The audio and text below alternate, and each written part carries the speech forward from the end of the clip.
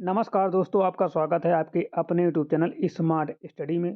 दोस्तों, SSC CHSL का first shift का एग्ज़ाम हो चुका है, ठीक है?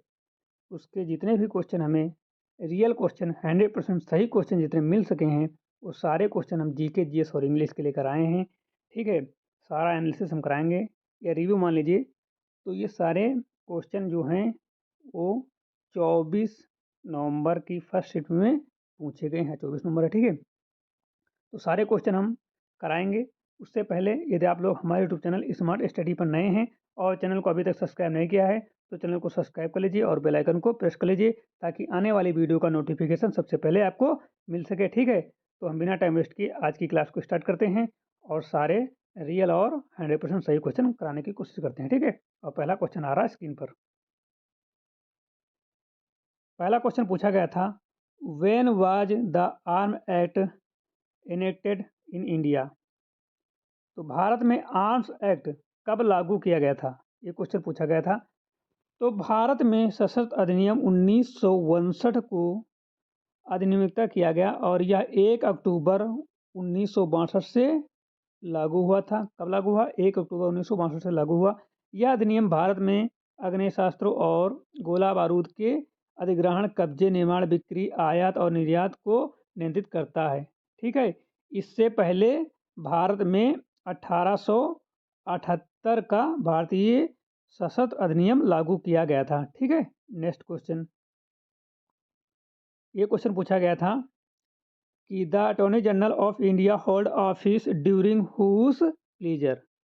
भारत के महाधिवक्ता अटॉर्नी जनरल ऑफ इंडिया किसके प्रसाद पद, प्लेजर पर पद धारण करते हैं? ये क्वेश्चन पूछा गया था। तो भारत के महाधिवक्ता attorney general of India Bharat के राष्ट्रपति के प्रसाद पर्याप्त पद धारण करते हैं। इसका मतलब है कि राष्ट्रपति किसी भी समय उन्हें हटा सकते हैं। ठीक है। और उनके पद से हटाने के लिए कोई विशेष प्रक्रिया या आधार संविधान निर्देशित नहीं है। ठीक है। नेक्स्ट क्वेश्चन पूछा गया था, ये पूछा गया था, ये क्वेश्चन इंग्लिश का था। इंग्लिश का क्वेश्चन था, the process in which a liquid transform into a solid is called? वह प्रक्रिया जिसमें द्रव लिक्विड ठोस सॉलिड में परिवर्तित होता है क्या कहलाता है? वह प्रक्रिया जिसमें कोई द्रव ठोस में परिवर्तित होता है हिमीकरण, फ्रीजिंग कहलाती है। इस प्रक्रिया में जब कोई द्रव ठंडा होता है और अपनी ऊर्जा खोता है तो उसके अणु धीरे धीरे हो जाते हैं और एक दूसरे के करीब आकर एक ठोस संरचना बनाते हैं। पानी को बर्फ में बदलना इसका एक समान उदाहरण है। ठीक है। तो इस क्वेश्चन के आधार पर ये 4 ऑप्शन दिए थे कि choose the correct relative pronoun. ठीक है। तो ये क्वेश्चन था एक, वो तो हिंदी का ही था, ये था इंग्लिश का। Choose the correct relative pronouns. तो the man helped you is waiting outside. तो इसका सही जवाब ऑप्शन नंबर बी हु। ठीक है। The man helped you in waiting outside, तो इसका प्रोनाउन जो होगा वो हु होगा। ठीक है। The the correct relative pronoun is option number B is correct because it refer to a person and acts as the subject of the clause help you. ठीक है। चूज द करेक्ट कंजक्शन, ये question था। तो conjunction से related question था। तो she worked hard, she wanted to pass the exam, ये option थे 4। तो इसका सही जवाब जो था वो ऑप्शन नंबर ए था, बिकॉज। ठीक है। इसमें कंजक्शन जो है बिकॉज लगेगा। ठीक है।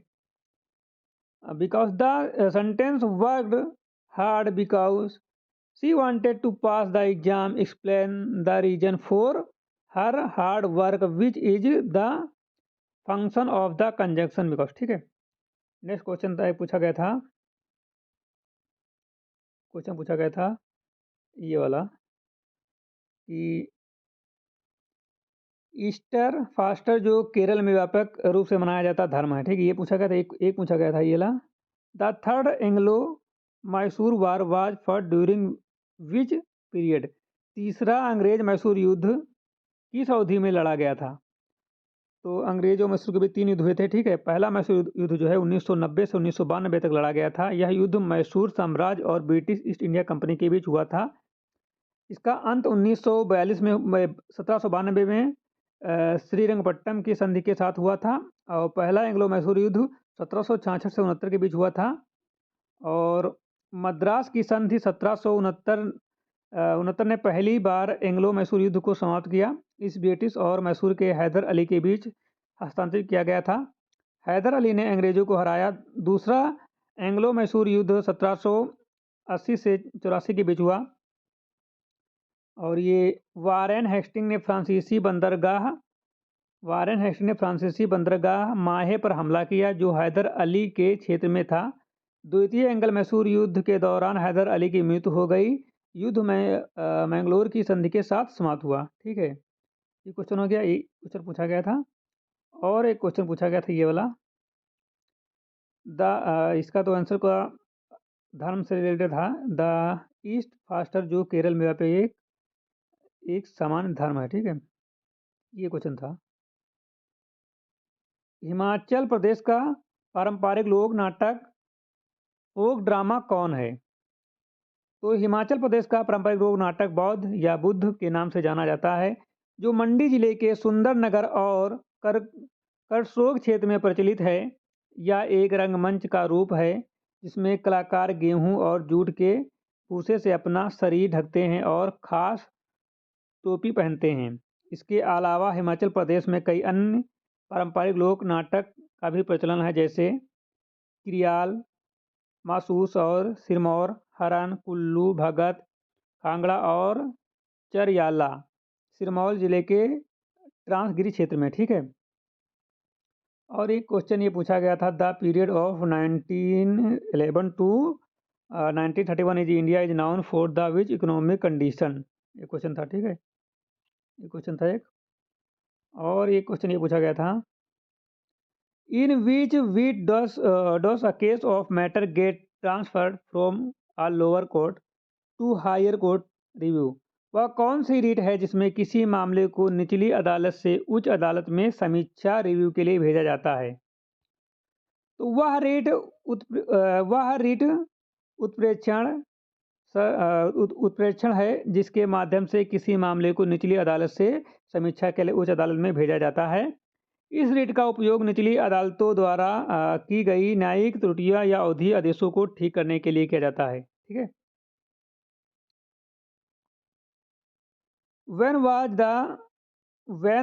the Shanghai Cooperation Organization SCO established? Shanghai सहयोग संगठन SCO की स्थापना कब हुई थी? तो शंघाई सहयोग संगठन SCO की स्थापना 15 जून 2001 को हुई थी। इस संगठन की स्थापना चीन, कजाकिस्तान और कजाकिस्तान, किर्गिस्तान और रूस, तजाकिस्तान और उज्बेकिस्तान के बीच नेताओं ने शंघाई चीन में की। ठीक है, ये पूछा गया था। और एक क्वेश्चन ये था, विरूपाक्ष मंदिर किस हिंदू देवता को समर्पित है? तो विरूपाक्ष मंदिर भगवान शिव को समर्पित है। विशेष रूप से यह मंदिर शिव के एक रूप विरूपाक्ष को समर्पित है जो पंपभात के नाम से भी जाने जाते हैं। मंदिर भगवान शिव और उनकी पत्नी पंपा देवी को समर्पित है। यह हम्पी में सबसे प्रमुख जीवित पूजा स्थानों में से एक है। हम्पी में स्थित होने के कारण इसे पंपा क्षेत्र का महत्वपूर्ण स्थल माना जाता है, क्योंकि तुंगभद्रा नदी को भी पंपा के नाम से जाना जाता था। ठीक है, ये हो गया। तो और क्वेश्चन ये पूछा गया था एक, in the Asian games 2025 India on the highest number of medal in which sport? तो एशियाई खेलों में भारत 2025 में सबसे अधिक पदक किस खेल में जीते? तो ये निशानेबाजी में भारत ने जीते थे। कितने जीते थे आप लोग तय कर लेना। ठीक है, कितने जीते थे तय कर लेना। और एक क्वेश्चन ये पूछा गया था, BBIN मोटर वाहन समझौते में आई किसके लिए प्रयुक्त होता है? BBIN मोटर वाहन समझौते में आई का अर्थ भारत यानी इंडिया यह समझौता बांग्लादेश, भूटान, भारत और नेपाल BBIN नामक 4 देशों के बीच यात्री, व्यक्तिगत और मालवाहक वाहनों के आयात को नियंत्रित करने के लिए किया गया था।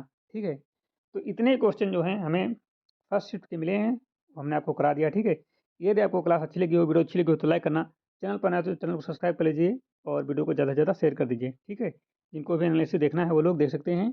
स्मार्ट स्टडी यूट्यूब चैनल को सब्सक्राइब कर लीजिए, यहाँ पर रियल और ऑथेंटिक जानकारी दी जाती है। ठीक है, थैंक यू, मिलते हैं नई क्लास के साथ, तब तक के लिए जय हिंद दोस्तों। ठीक है।